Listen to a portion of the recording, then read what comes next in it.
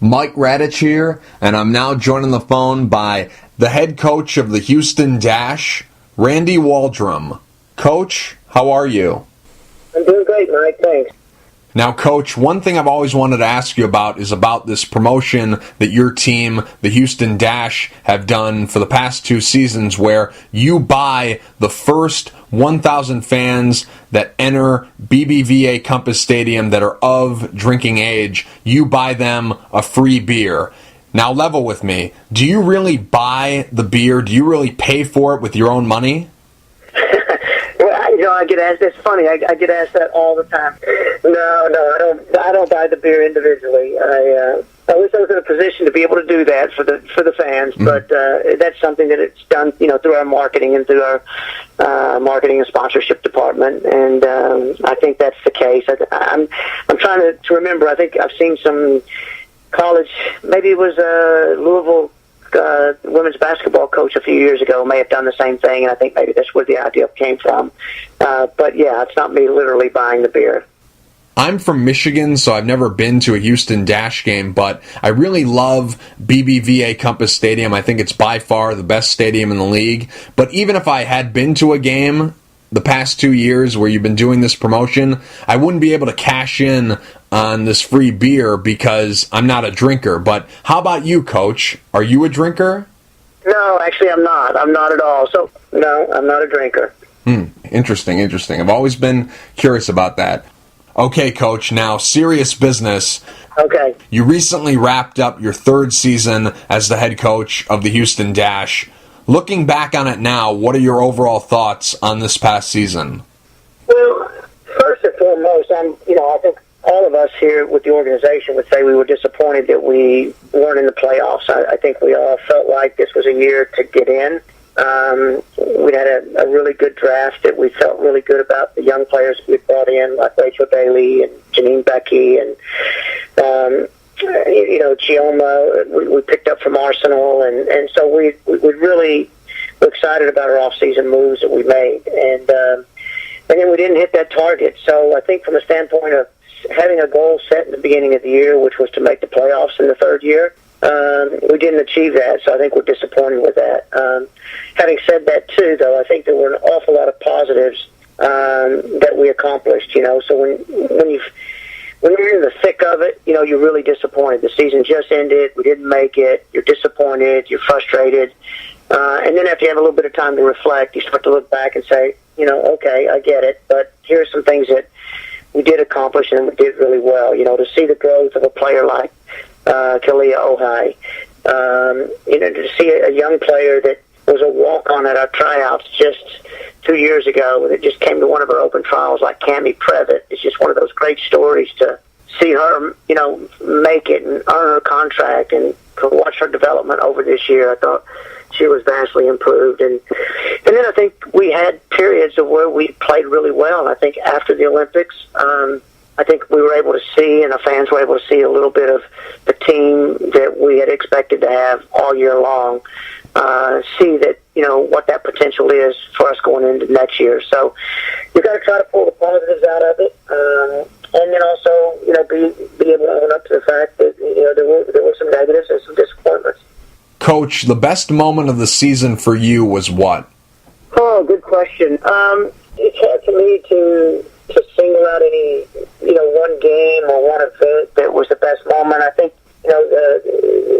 seeing different moments of growth of the team, I think, and some certain games that were exciting games for us. We come off the 6-game losing stretch, and then got Portland at home, and to get that win 3-0 at home in front of a great crowd was a really good feeling, and that was a good, I'd say turning point, but it was a turning point for us because it kind of got us out of that funk, and so that was a great win. And I look back at some of the battles that we had through the season. The way up in Kansas City was a good win for us on the road, and even though we ended up losing the game against Seattle in the last game of the season, we played really well, especially in that first half against them, and just to see the potential. So there were bits and pieces of certain games that I would single out and say were good wins. I mean, we opened up with a fantastic win against Chicago at home. So some good key moments that I'll remember. And, the thing is, as a coach, you've got to you got to make those key moments be 90 minutes and not 65 minutes, and then you got to make it 5 games in a row instead of 1 game in a row. So I think that's the things that you look for that stand out for me. And then, like I said, seeing the growth of some of those players, that Denise O'Sullivan coming in and really growing into this league and growing into our team and kind of taking on the role that she did for us this year. So some real positives with those as well. What was the biggest lesson you learned from this season? Well, I think the hardest part for us was, I think we weren't able to sustain games that we were on top of. Teams would come back and draw or end up beating us, and so we gave points away. And in this league, I think you learn quickly that you can't do that. And I think one of the things I learned a little bit with the team is you've got to have great leadership and great team chemistry. And even though I think our players are great together and they really do care about each other, and that piece of the chemistry is good, I do think that our leadership, we probably didn't have as much leadership throughout the team as we really needed. Some players that could help us get over that hump, like Ella Mesa was able to do, and Erin McLeod those first couple of years when we were just in those first couple of expansion years when they were players that could kind of help you even in the tough times. And I think we kind of lacked a little bit of that this year. So I think going into next year, we've got to try to see if we can find some more veteran leadership. And I think Kealia really grew as our captain this year. But we've got to help her. So that was something that I think we learned from the year. And then I've got to personally do a better job, because I think when the team doesn't have success, then ultimately that's my responsibility. So I've got to make sure that I'm doing a better job of communicating to the players and making sure they all completely understand their role and responsibility and how we're trying to play. And you think you do a good job of that, but then sometimes you have to go back and take a look and say, well, obviously if you're not getting the results on a continual basis like you want, then maybe as a coach and a CEO of this club and this organization, so to speak, as far as the team goes, then you certainly, when you analyze things, you got to analyze yourself first. And I've done that. And I think it's one of those things that, I've got to get better at the things I'm doing as well to make sure I get us over the hump. How hard is it to be a coach in this league? Because depending on what year it is, you'll lose a lot of your national team players to major tournaments, like these past 2 years with the World Cup and the Olympics. You're having to scramble and make changes to your lineup because you lost those players. That's very difficult, and you're having to change up your lineup and find the best 11 players to put out on the field, so that's difficult. And then, of course, you've been vocal in the past about the communication between you and national teams not being the greatest, so there's that. And then there's the fact that the NWSL is a super competitive league.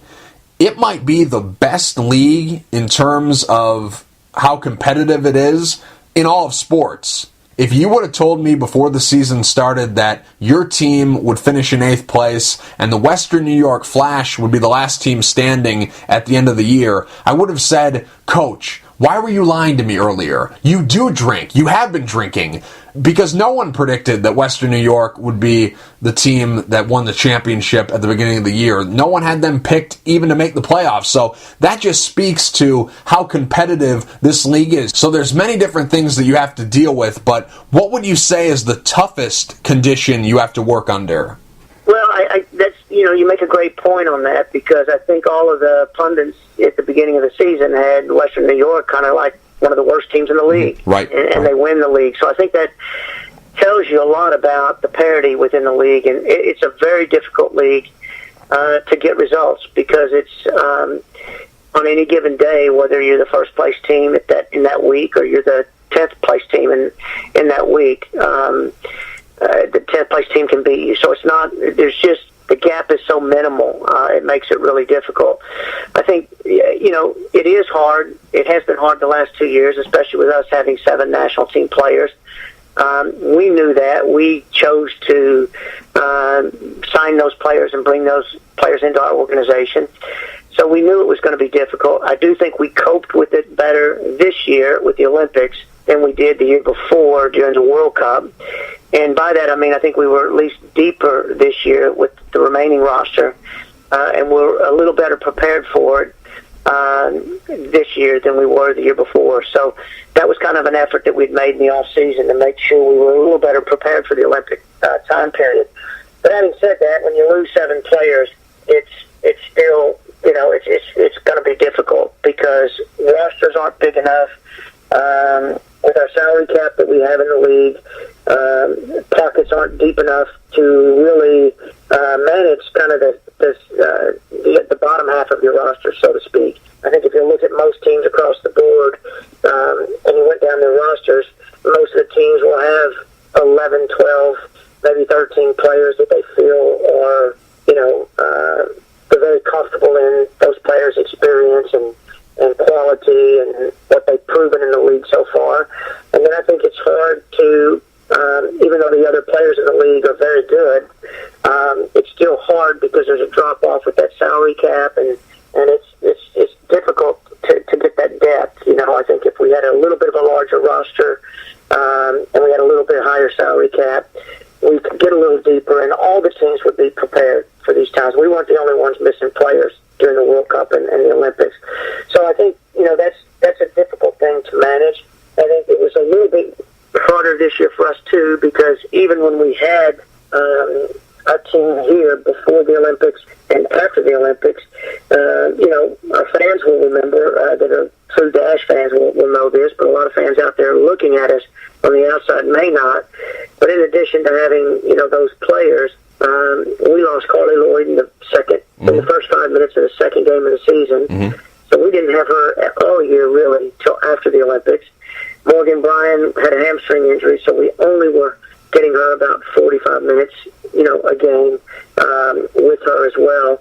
So in addition to what you're going to lose, when you lose your national team players in and out, we had some injuries that affected us early on when that was a period that we hoped you stack up some wins and you bank some W's, until the Olympics. So that's difficult. I think the other part about the league that makes it hard is I think it's just one of those that the travel in this league is difficult. It's not an easy league to go from coast to coast and play. I think sometimes the schedule is either front-loaded or back-loaded. This year there were a lot of games on the back end of the schedule, and sometimes you may be playing 3 games in 6 or 7 days, which is a difficult thing to do. And again, all the teams have it at some period in the season, but it's tough. It's not an easy league. It's a difficult league, and the margin of error is very, very small. So you need some things to fall your way as well with staying healthy,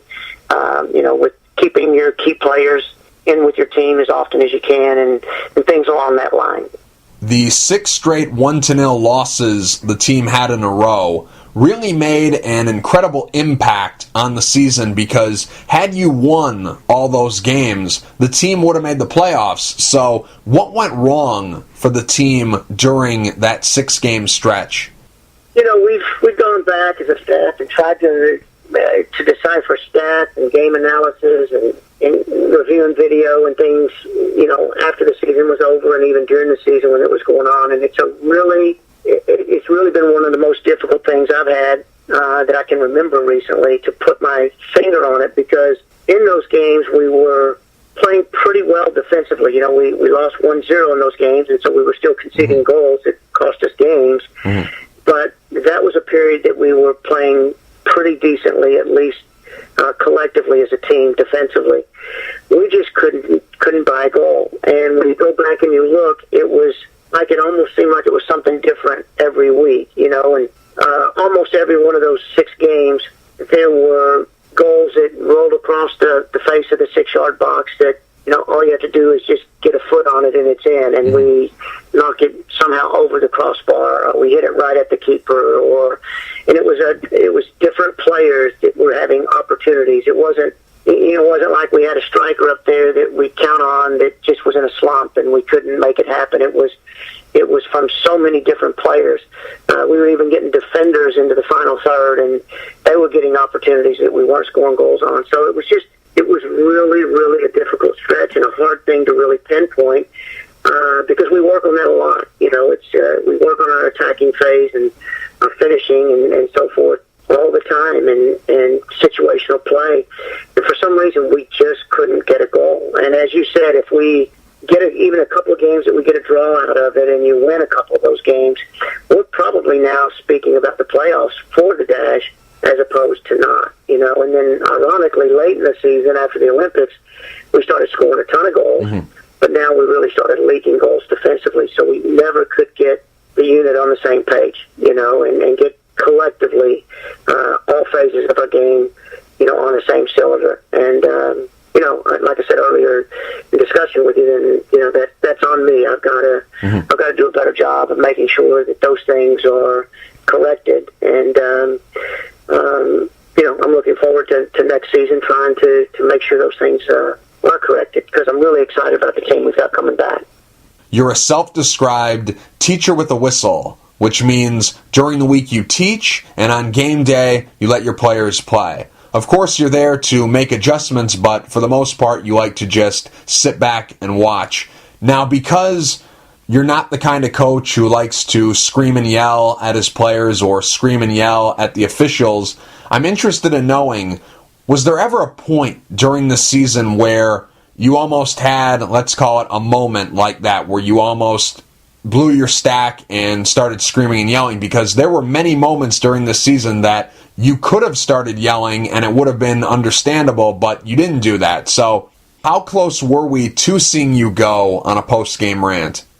Yeah, I think this year was a real challenge for that, and I think there were several times that I was close to it. And again, don't misinterpret too the fact that is the way I believe in terms of teaching during the week and getting your preparation done, and the game is for the players. I still believe in that strongly, but it doesn't mean that we weren't a little bit animated in the locker rooms of those games at halftimes or with the teams afterwards or at training following that. But I do think publicly, from a perception standpoint, you've got to try hard to keep your composure. I've always tried to make it a point when I meet the media after a game, that I try not to place blame on officials. That gets you in trouble with the league, number one. And number two, it never changes anything. It's not going to change the outcome. And ultimately, you're going to run into those officials at a later date. So, you've got to keep that in mind. And then I think also I've always tried to pride myself in that I would never throw our players individually under the bus, publicly to reporters and to the media. And I still believe strongly in that.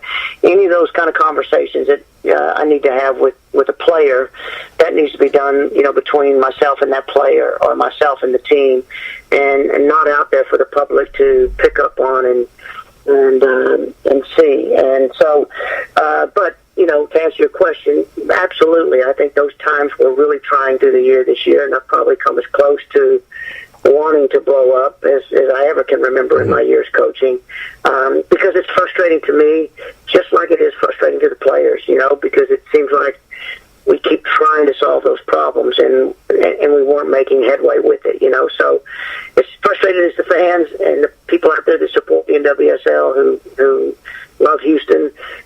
Trust me, it's equally as frustrating for us. So certainly we had those moments where we felt like we were on the brink of exploding. What was it that made you stop yourself when you got to that point? Was it just your experience because you've been coaching for such a long time, when to dial it back? Is it that? Is it some other reason? How were you able to stop yourself from having a public blow-up?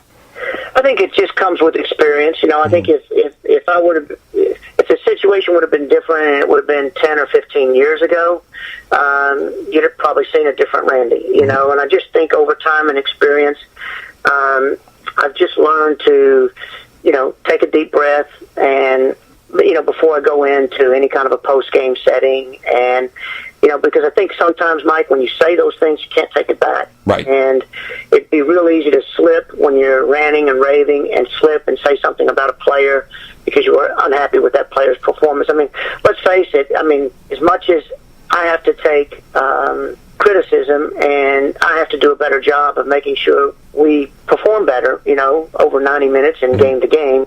The players have some responsibility too, and I get upset with the players when they make mistakes, just like they get upset with me if they don't like some things of the way the games are going. But it would really be a problem if you went into that post game and you didn't have yourself composed, and you said some things that you should have said in private to a player, because that's hard to get back.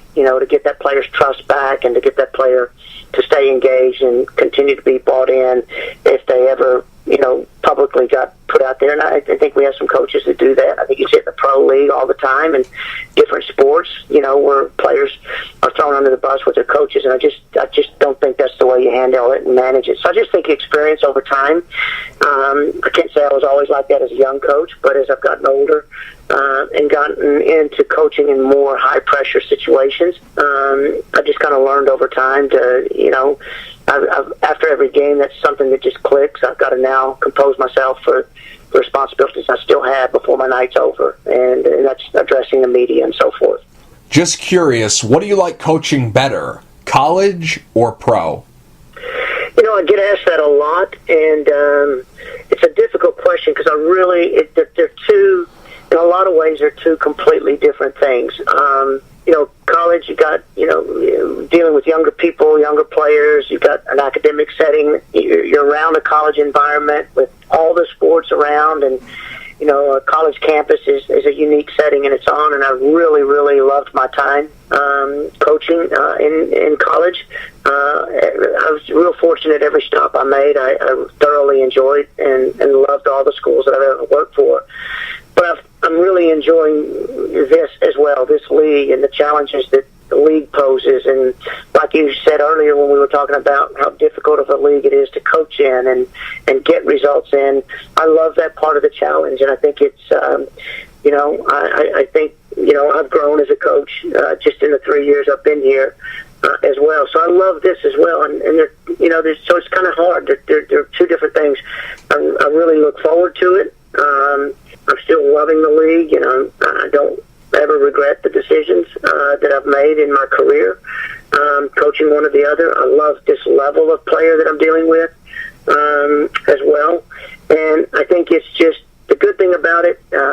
At the end of the day, wherever I'm coaching, I just love being on the field. That's that's where I want to be. I want to be out on the field teaching and coaching. I don't enjoy the part when we have to sit behind the desk or you have to sit behind the computer and get those administrative things done that we all have to do as coaches. But I just love being on the field. So I really have enjoyed both, college and pros. Now, this is not the first time you've started a program from scratch. You started the women's program at Baylor from scratch.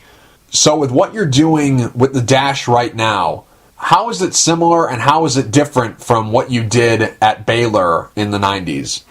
Well, building a college program from scratch was different in this regard. There's so many more youth players to choose from. So even though I was brought in late at Baylor, I think I was hired also in February, but I had until August to start the program. So I had whatever that is, 7 months, to recruit and get players in there. But you have a much bigger pool to choose from. When we started the Dash, really the only way you're going to get your players is either through tryouts, which is rarely anybody picks up players from, their open tryouts. And but basically you're getting your team from the expansion draft. And that was difficult because at the year we came in, it was only year 2 of the league. So the depth of the league and the depth of the team wasn't anywhere as close to it is today. And I look back and almost am amazed to look at the players that were available for us to draft in the expansion draft, which I think we did a good job based on what was available to us in that first year. But I look at, for example, 3 years down the road when now Orlando comes in, and you look at all the players that were available in that expansion draft and how much the quality had risen over those 2 or 3 years, it's quite different. And I think, if we expand in 2017 or 2018, that expansion draft is going to even be better because this league just got better and better with its talent pool each and every year. So it was a little bit different in building it because it kind of only had the expansion draft to build from, or the college draft. So your pool of players to select from wasn't nearly as large. So I think it's a little bit more difficult to do it, here in the pros than it is with the college program. Now, I'm sure when you got hired by the Dash, you had all these plans and all these ideas for where you wanted to take this organization. Now that it's been 3 years, how close are you to bringing that original plan to life, and have the plans changed at all over time? Yeah, good questions. No, I think this year, to me, will be our year. I think I really felt like it would be at least 3 years. In some cases, sometimes it may take you 4 or 5 years, but my hope was we could do it in 3. Now, this is going to ultimately be our 4th year, but I do think, in hindsight, going back, I almost look at year 1 for us as a wash in some regards, in a sense that we didn't even have a team until December, early January, and that's when the Dynamo made the decision to come into the NWSL with the Dash. So in 90 days, basically, we had to get a coach, we had to get a front office, we had to get, organized in the league, we had to get a team in place, we had to get facilities, all the things you have to do just to even get started. And we had, literally less than 90 days to do that. So I think that first year almost is, in a lot of ways, one of those years it was kind of I think we'd have been better in hindsight if we'd have waited a year and took that first year and just took our time, got everything in order, really watched the games, see what we could do in the expansion draft, and had a little bit more time to prepare for the league. So that first year I kind of felt like was a wash. So these last 2 years, I think we definitely made improvements in our roster in year 2. We certainly improved in our finish in year 2.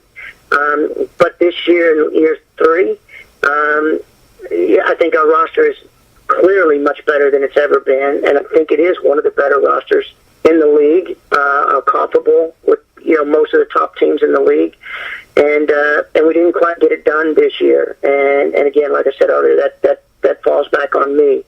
So I think this coming year is our year to do it. I don't see us needing to make a ton of changes in our roster. We've got a good young nucleus of players. I think we need to just bring in a couple of experienced players and shore up our central back positions in our back line. And I think if we can do that, I think this is the year that all of those pieces of the way I wanted to play and the philosophy of how we want to play, I think we'll see. Because I do think we saw traces of that, especially after the Olympics this year. Coach, there's a few players I want to ask you about. The first player is the best player in the world, Carli Lloyd. Have you read her book? I have her book. She was kind enough to autograph a copy and give me, and I've read it, and I think there's some really good messages in there for young players, and I certainly would encourage players to read it. She's got a good story to share. It's a very good book. I couldn't put it down. It's so interesting. I thought I knew a lot about her before reading it, but after reading it, I learned that I knew nothing. It's really good. So if you're listening to this right now and you haven't read Carli Lloyd's book, do yourself a favor, go out, buy it, and read it. There's some really, really good stuff in there. I know you'll enjoy it. Now, when she got injured, people would say, that's why you lost those 6 games. And in those 6 games, that's why you didn't score a goal, because you didn't have her in the lineup. A lot of people would say that. So, besides the obvious, and the obvious is that you lost the best player in the world, and when you lose a great player, that would hurt any team. But beyond just losing a great player, how much did it hurt the team losing her? Well, I think 2 ways you can look at it. One is if you just simply want to go back and look at stats, and somebody threw these at me, during the season at one point. And I don't know them off the top of my head, but I know in the 2 years that we've had her, we've had her very minimal games because of the World Cup and the Olympics and an injury. But by far, she's had more goals for us in no short amount of games than any other player on our team has ever had with all the games they played. So clearly, it's statistically she's a loss because she can get you goals and she can create and obviously being the best player in the world, you have to have a player like that, on the field. So clearly we missed her there. I think the other thing, too, is I think when that we really missed is not really leadership from Carli in terms of her, pumping us up and getting us going and, those kind of things. But I think Carli's kind of a silent leader just in the way she works and the way she treats her body and the way she takes care of herself and her professionalism and the way she comes in every day and trains and so forth. And I think we missed that because I do see when she's on the field, I see a team that has a lot more confidence and a lot more swagger than a team for when we don't have her on the field. So I do think she's a big X factor for us as well in terms of our entire team just gaining this confidence when she's there. She's a great leader. She's a great finisher. Her shooting from distance is a very dangerous weapon, and her presence on the field just opens it up so much for her teammates. You look at the end of the season, and the field was so much more wide open. So many more players had so much more room to make things happen because the defense is constantly keying on her because she's such a dangerous player. So what would you say is the best thing that she does for the team? Well, I think where she's so effective is if she can kind of play in that role where she's kind of getting in between their midfield line and their back line and find that space in there facing the goal. She is so dangerous when she gets into those areas. That's why after the Olympics we kind of pushed her into a higher position. Going into next year we'll do the same thing and almost let her play as a false nine or maybe even a double number 9, whatever you want to call it, tactically. But we want to get her in that part of the field as much as we can because that's her strength. I think, too, as she's getting older in her career, you want her to be very dynamic in and around the goal and creative and not spending a lot of time having to come deep into your own team to collect the ball and start your build-up from there. So I think that's the strength that she brings, on the field. I think that and just a competitiveness, that she's just also competitive. And I think that's a great quality that she brings, and it's infectious to the rest of the team. Like it says in her book, she doesn't do fake. So she's a great leader, but she doesn't do those rah-rah speeches that get the team fired up. That's not how she goes about her business. She leads by example. But one thing that I've noticed is the same way that Tom Brady and Peyton Manning and LeBron James and all these great athletes who are great leaders, I noticed that they all have one thing in common, and I see this in her also, and I want to run this by you because you're her coach and you see her interact with her teammates, but it seems like her teammates want to play better and they try harder because they don't want to let her down. Are you seeing this also? Yeah, I think that's a good way to explain, using those other athletes as examples. I do think that's it. And that kind of goes a little bit to what I was saying, where she just brings that extra aura of confidence to our team. She kind of exudes that without saying anything because she's clearly not going to be the one that's going to circle the troops and give some halftime or pregame speech and get them pumped up and get them going. That's just not her thing. She's just going to lead by the best way to word it is her overall professionalism. And I do think the players feel that way. I think it's a great point, and I do think the players just have so much more confidence when she's on the field. No question about it. After the World Cup, the world views her differently. Obviously, scoring 3 goals in 16 minutes in any game is impressive, but when you consider the stage that she was on when she did that, it makes it even more incredible. So it's funny because it took her 15 years to become an overnight sensation. I always kind of think that's funny because a lot of people after that game were like, who's this Lloyd? Who's this girl? Where did she come from? Even though she's been around and been playing at a high level for a very long time. So I always kind of think that's funny. Okay, so the world views her differently, but do her teammates view her differently? Obviously, you were her coach before the World Cup, and then you've coached her after the World Cup. So do her teammates view her differently at all? Because obviously the world views her differently. She's on so many more people's radars than she was before the World Cup. But how about her teammates? Do they view her differently? Well, I think it's clearly has changed her life, and I think she would be the first to tell you.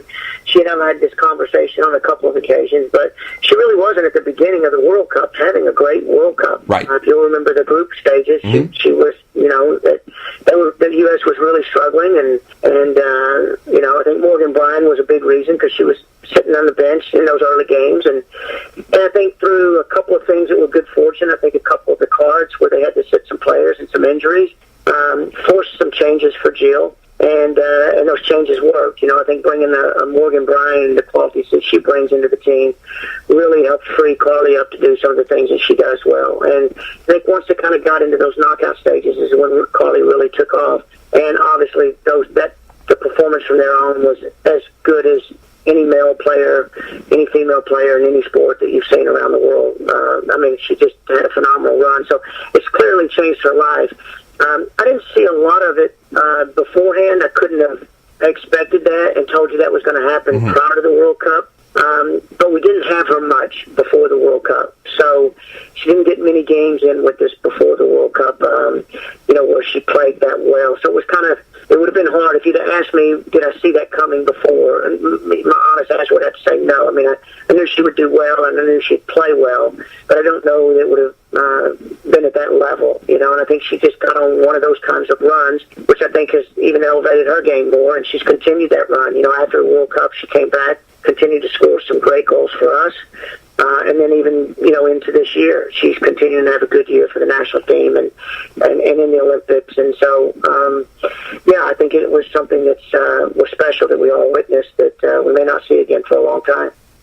That's interesting that you say that you didn't see it coming, because now, of course, I'm not going to lie to you and say that I knew that she was going to score a hat trick in the first 16 minutes of a World Cup final. I wasn't expecting that out of her, but I was expecting some good things, because the last two times the U.S. has won the Olympics, she's scored the game-winning goals in both of those Olympics. In 2008, she had the game winner, and then in 2012, she had 2 goals in the final. So I didn't think she was going to have the kind of game she had in the final against Japan, but I knew something good was going to happen in the tournament for her.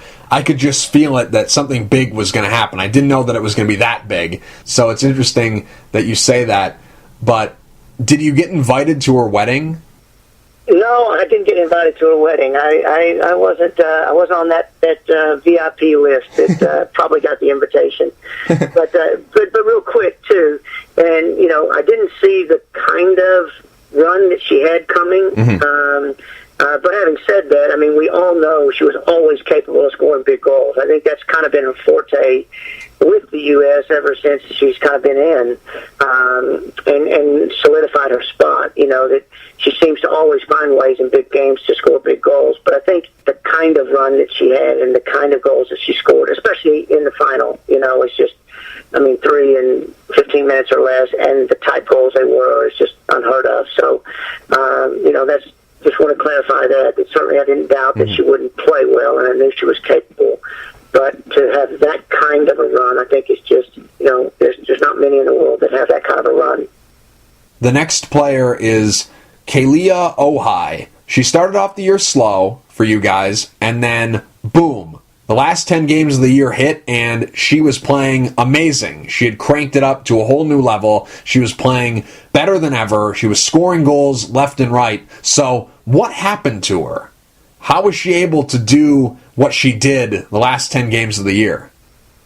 I think it comes down to a couple of things. When in any sport, when you have a player that's struggling to do something that they're expected to do, whether it's shoot free throws or get hits in a baseball game or throw pitches over the plate, whatever. It's something you got to keep grinding. You got to keep working at and working at and working at. And sometimes something that looks very simple to do is not an easy thing to do. And I think one of the things with Kay, first of all, I love that kid. I think she's been great for us here at Houston, and is a wonderful person as well as a great player. But the first 2 years, we kept, wanting more out of her in terms of her finishing. I think it was, she was always dangerous. She's always been dangerous running at players. She's always been able to get herself into good goal-scoring positions, but she was really struggling with that last piece to consistently get goals. And, I don't know that I could put my finger on one reason why it changed this year and why it changed in the second half of the season. But I think it just became a confidence thing. She got a game where, she finally got her goal, and then she backs it up with another game with a goal, and then backs it up with a game, that she gets a couple of goals. And then you could just see the confidence exude. And you could even listen to her press conferences and interviews afterwards when people would ask her. I finally started hearing her talk like a player of experience, because she was starting to say things like, well, I walk away from games now if I don't score a goal, no matter how well I play. I don't feel like I played well.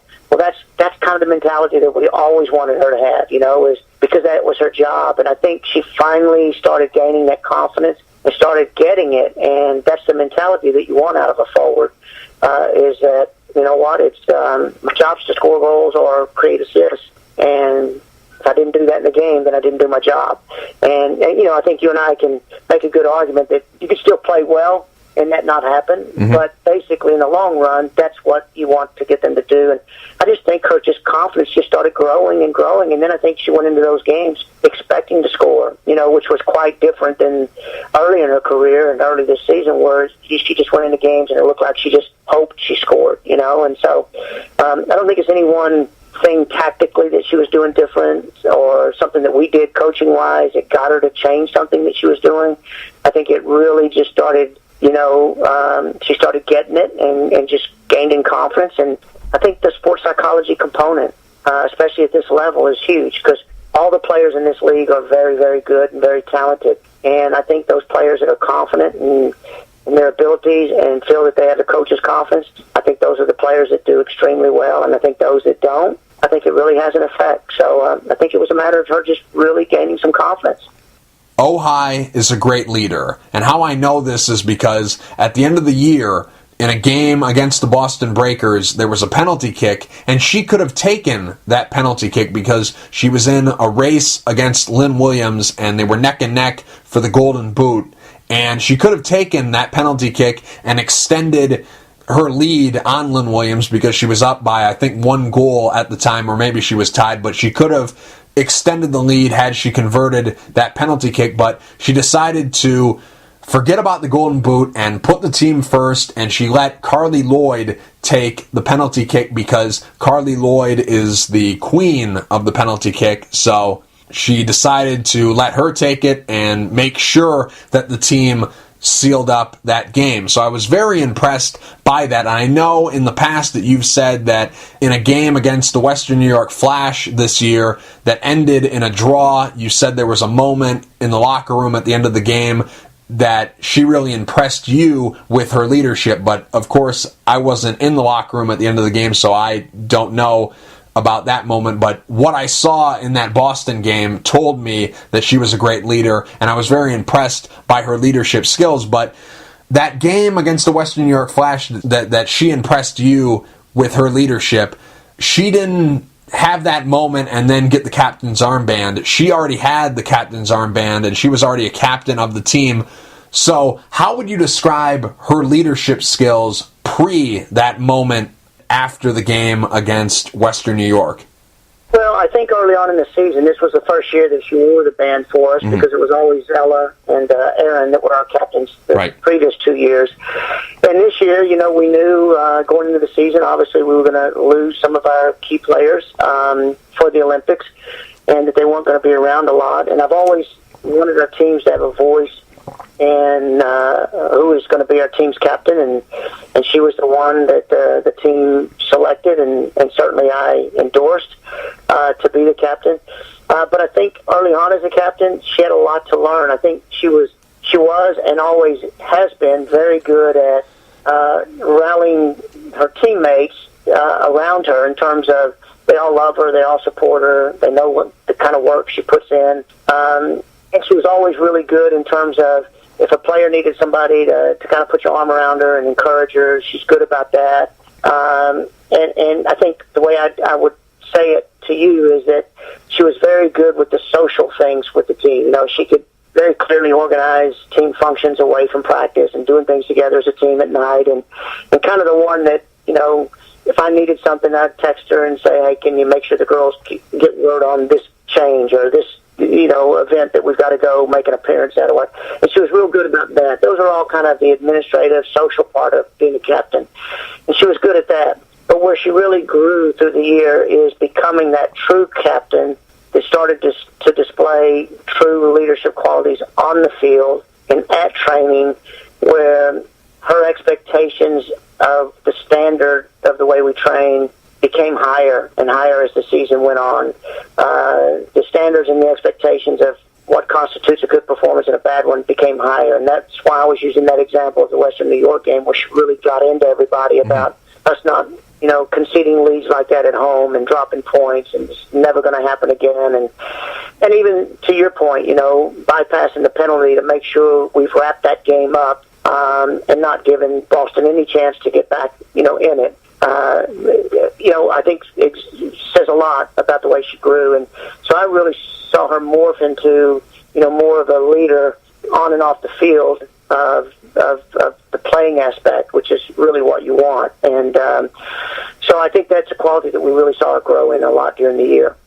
Basically, for the entire season, Kealia Ohai wore the captain's armband because Carli Lloyd was either A, injured, or B, playing at the Olympics. But even when Carli Lloyd returned, Kealia Ohai still had the captain's armband. So going forward, do you see her keeping the captain's armband? Well, I think, we kind of let the team have a voice in that. Now, I think it was important for us, especially for me as a coach, to keep Kay in that role, because I think she deserved it and earned it, and she was with us all year, and Carli hadn't been, and I didn't feel like I think she got it and understood the fact that she hasn't been around the team, and that helps when you have players that understand the importance of team chemistry versus their own self-interest. And I think Kay will continue to be one for next season. I think another player that can lead our team will be a Morgan Bryan. I think she's another young one that we've got her back healthy now, and I think you'll see that she'll take on some leadership qualities. So and certainly with each year and each team, you want your team to have some input in those decisions, or at least I've always felt like I have, instead of me just picking who that player is. But I would guess you'll see her still in that role, and it could be a possibility of seeing Morgan take on more of that leadership as well, and we'll see how that plays out for the beginning of next season. But wearing the armband's one thing, but I think you can have more than one captain, so to speak. And I think that, if you've got two or three that can really captivate the team and play off of each other's strengths and weaknesses, then I think you've got something special. And I think we've got that with Kay, and I think we've got that with Morgan, and then, Carli in her own different way, and the way she leads the team as well. So, it'll be nice to have it at the beginning of the year where we've got that leadership qualities there from day one, whereas, like I said, we struggled with that a little bit early this year. So basically what you're telling me, Coach, is that wedding snub has cost Carli Lloyd any chance of getting the captain's armband back. No, I didn't say that. That's the last thing I need now is that to come out. But I'm just kidding. I know you are. Yeah. And you know what? Carli will always lead however we ask her to lead in the way that she leads. So I don't worry about that. And I think the players, especially at this level in the pro game, they'll kind of, you'll see pretty quickly who they gravitate to and who they tend to, go to in terms of the following and the leadership kind of things. Sometimes I think with a college team, because everybody's so young, sometimes the coach may want to try to guide those decisions a little bit more than just letting the players have it completely. But I think at this level, you can't kind of force the team to follow a player if the team's not willing to follow that player. And like I said, I think we've got three good ones that the teams, certainly look up to and respect. The last 10 games of the season, Kealia Ohai was playing amazing. She was scoring goals left and right. She was playing better than we've ever seen her play before. And she's continued that because she got her first call up to the senior U.S. women's national team. And the first time she touches the ball, she scores a goal, and it's the quickest goal that a debuting player has ever scored a goal for the national team.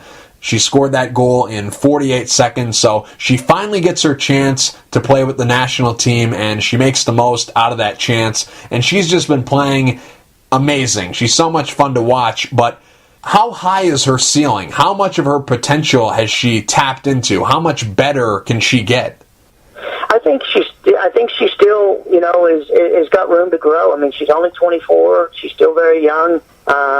In that stretch, as you mentioned at the end of the year, I mean, she was absolutely doing it game in and game out, and against some really, really good defenders, even some national team defenders during that stretch. So it wasn't like she was doing it in a run of games that, she wasn't playing against quality competition or people that were trying to stop her. And so I think the ceiling's really high. I'll be very eager and anxious for this year to see if we can start that at the beginning and contain that momentum, and keep her going now that she's kind of got a feel for what it's like to start scoring goals on a regular basis. And I know she'll come into the season with that expectation now that, hey, that's what I've got to duplicate from day one, not halfway in the season. So I think there's a huge ceiling. I think technically we can still clean her up a lot. I think we can still make her more efficient around the goal and continue to work with her to give her a more variety of shot selections and ways to score goals.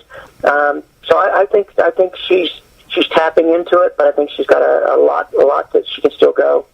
Kealia Ohai was up for MVP. I voted for her because I thought she was the best player in the league, but if you look at the history of the NWSL and you look at who's won this award, whoever wins the Golden Boot ends up winning the MVP. So Lauren Holiday, Kim Little, and Crystal Dunn all won the Golden Boot and all ended up winning the MVP. So I knew it was going to be tough because she did tie Lynn Williams for the most goals in the league, but because Lynn Williams had one more assist than her, the Golden Boot ended up going to her. So I knew it was going to be tough. And also, you had Rachel Daly, who was up for Rookie of the Year. So out of those two, who were you more confident would walk away with an award? Well, I probably would have thought Kay would have been closer to an award than Rachel, and I don't pick Kealia because I think Kealia is necessarily a better player than Rachel. They're both great players in their own right, and they both have qualities that each other don't have, and they're different, as players. But I think they're both worthy, and I think they would have both been worthy of the award if they'd have gotten it. The reason I say that is probably more so because late in the year, Rachel started getting called into camp more for England, and she missed some key games for us down in that stretch run, especially after the Olympics, when the other players were coming back. And so when we were really starting to click and starting to put the ball in the net a lot, Rachel wasn't around as much. And when she was around, she was coming off of traveling and coming off of games with England, and so it was, there were some games there when she was back, but she couldn't get 90 minutes, because certainly didn't want to fear risking injuries and that kind of thing without having the proper rest. So I think that hurt her a little bit in that ability. I think if we'd have had her around the whole season, I think she could have walked away with that Rookie of the Year. Not many people predicted that she would have a Rookie of the Year type season, so I'm curious, what were your expectations for her this season? Well, really, what we got. I was expecting her to have the opportunity to score goals for us, which she did for the most part while she was around. And when she wasn't scoring goals, she created a ton. The one thing that she was even better at that I wasn't able to see because I didn't see her other than a lot of video and talking to her coaches during the draft. But she's absolutely tenacious on the defensive side of the ball too. And so as a forward, your defending starts, with your front line, and she's got this intensity and this competitiveness about her that, I might make a good argument that she's one of the most competitive that we have on the team, and getting that quality as well is great because it allows us to win the ball higher up the field, and when you got players behind her, seeing her work both ways, it gives your whole team the willingness to do a little bit more on that side of the ball. So that was something that I didn't realize she was quite that good at. But that was the other things I think we kind of expected and hoped that she would do. And I'd expect her, hopefully next year, having at least a season in the league under her belt, that, hopefully she'll have, a better year in terms of being even more composed around the goal and even finding more ways to create some more chances for herself. But she scored some really big goals for us this year. She missed some games this year because she got the call up to play for the English national team, and this upcoming season she's going to miss some games because she's going to be playing in the Euros for the English national team, and I don't have dates in front of me, but I know she'll miss games. So what do you see her role being with the team moving forward? Well, she's going to have a real busy year. I got the schedule from Mark, the coach there in England, and she's got something pretty much every month during the season. So it's going to be a tough stretch for her. I think the key will be if she's in that final selection for the Euros and makes that final roster, then I think the key will be, Mark and I have already had several conversations about this, but will there be some of those camps and some of those times that he's calling all the players in that he's willing to let her stay with us to play, games with us because she'll get what she needs out of those games, or they're big games for us. He's very open. He's been very good about his communication with me. Obviously, he needs to be successful and wants to be successful with the national team, so we'll honor anything and any time she gets called in. But I think her role is going to be it's going to be a challenge for her because she's going to be back and forth so much. She's one of our players that's key to us, and we want her playing with us as much as we can. But I think there could be sometimes it's a little bit limited because of her travel, and obviously there's going to be some games that we're missing her. But as much as we can have her, we're certainly going to utilize her because she's definitely needed on the field. Now, the last player I wanted to ask you about is Janine Beckie. At the beginning of the year, she played all right for you guys. She had a great goal in Week 1 against the Chicago Red Stars. And then when she returned from the Olympics, she played solid for you. But during the Olympics, she played amazing. I'm curious in knowing, while you were watching the Olympics, did you ever chuckle and say to yourself, like, oh, come on, where was some of that when we were on that 6-game scoreless drought? We could have used some of that in some of those games. Like, did you ever say to yourself, like, how come you can't do that when you were here? Like, did you ever have a moment like that where you're like, oh, bring some of that over here? Oh, yeah, I'd have to be honest with you. I'd be lying to you if I told you I didn't. And you see the same thing with your other kids that go off for their countries and do something special. You go, why couldn't that have happened, for us in this game or in that game? Sure, we're human and we say those things. And sure. I think, with Janine, I think, as is the case with a lot of rookies that come into this league, it takes a little bit of an adjustment period because this league is so ultra dynamic and physical and fast. I think it's a huge adjustment, and some deal with it a little bit better earlier than others. And I think that's where Janine struggled with this a little bit early in the season. Kind of catching up to the speed of the league, and I think similar to Kealia, I think she went off, with the national team, which she's been with, obviously for a while and is comfortable in that environment. And obviously the international game is at pace, but it's different times and it's a different kind of pace. It's a little bit more tactical, which suits her very well. And I think, her getting that quick goal early and then, getting a goal in the next game and then kind of getting her confidence up, I think it was the same thing. I think when she came back to us from the Olympics, we found a very confident player, much more so than we had at the beginning of the year. So she came back and played solid for us, and I don't know if she scored once or twice maybe for us again at the end of the year. But I'm looking forward to big things from her next year because I think now that with the Olympic experience and with her coming back and playing well for us at the tail end of the year, I really think this could be a breakout year for her. Have you taken any time off since the season ended? Did you go on vacation? What have you been up to? No, really, I haven't had any time to take off other than a day here or a day there. I've got 2 great grandkids that I try to see. They're about 4 hours away, and, so I've slipped away for a day here or there to get up just to visit. But in terms of really getting away and kind of decompressing and having some time, I haven't had a chance to do that yet. I've taken on some additional responsibilities a little bit with some front office things. I'm trying to take on a little bit more of some of our player issues in terms of personnel moves and those type things.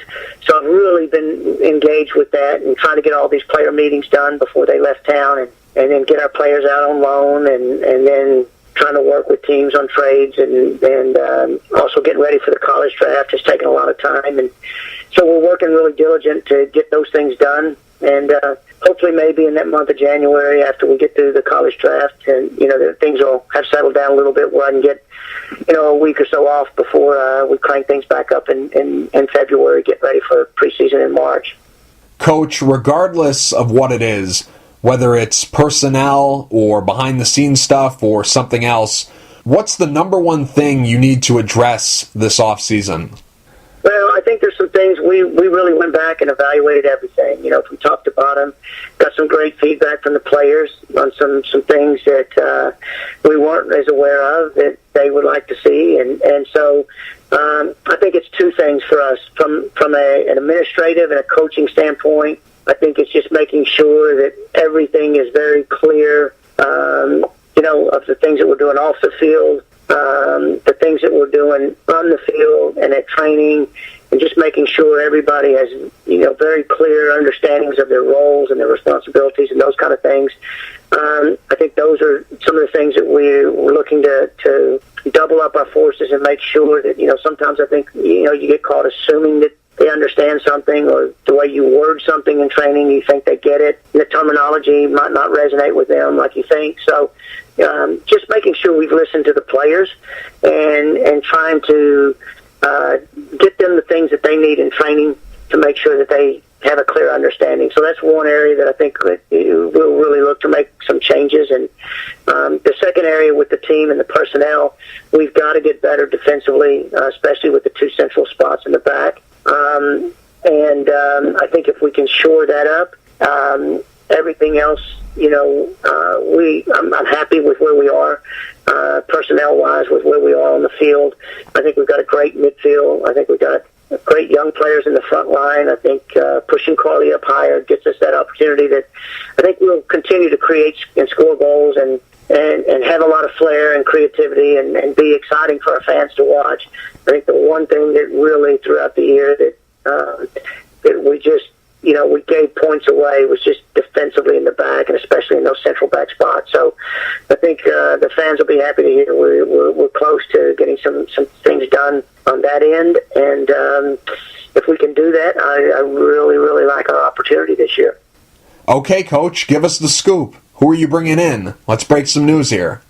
Well, yeah, I'd love to, and I wish I could, but sure. Big rules until they allow us to announce those things. We really can't give that information, but I think it'll be one of the players that we'll bring in. I think it'll be a player that people that follow women's soccer strongly will know and be happy about. So we're excited about it, and hopefully we can do that in the next week or 10 days. Okay. Fair enough.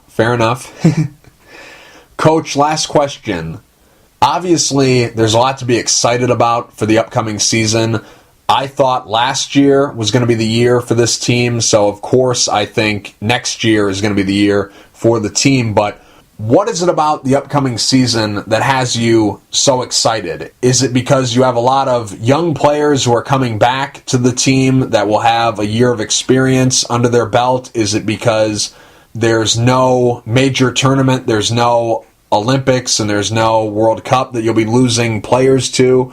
Or is it the big picture because you've been at this almost 4 years, and is it because you think you finally found the proper mix of players that you need to put together your original vision? So what is it? What would you say is the number one thing that has you so excited about next year?